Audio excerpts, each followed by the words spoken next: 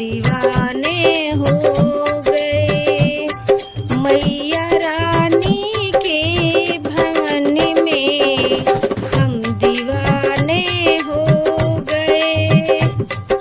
एक तो माँ के हाथ सुंदर, दूसरे चूड़ी सजी।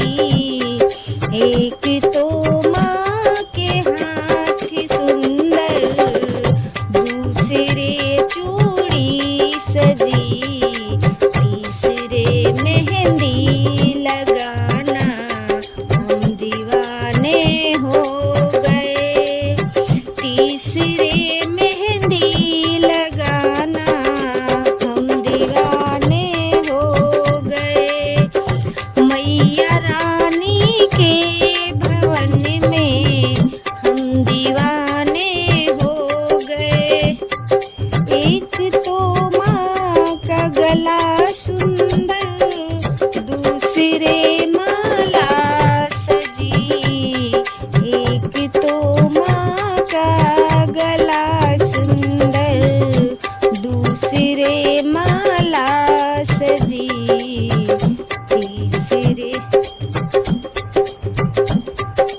तीसरे माँ का मुस्कुराना हम दीवाने हो गए। मैया रानी के भवन में हम दीवाने हो गए। एक तो माँ के कान सुंदर, दूसरे झाले सजे। एक तो माँ के कान सुंदर, दूसरे झाले सजे।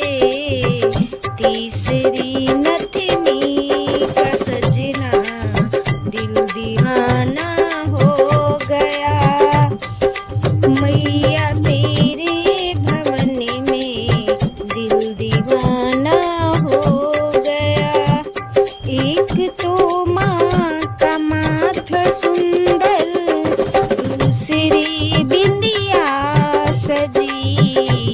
एक तो माँ का माथा सुंदर, दूसरी बिंदिया सजी।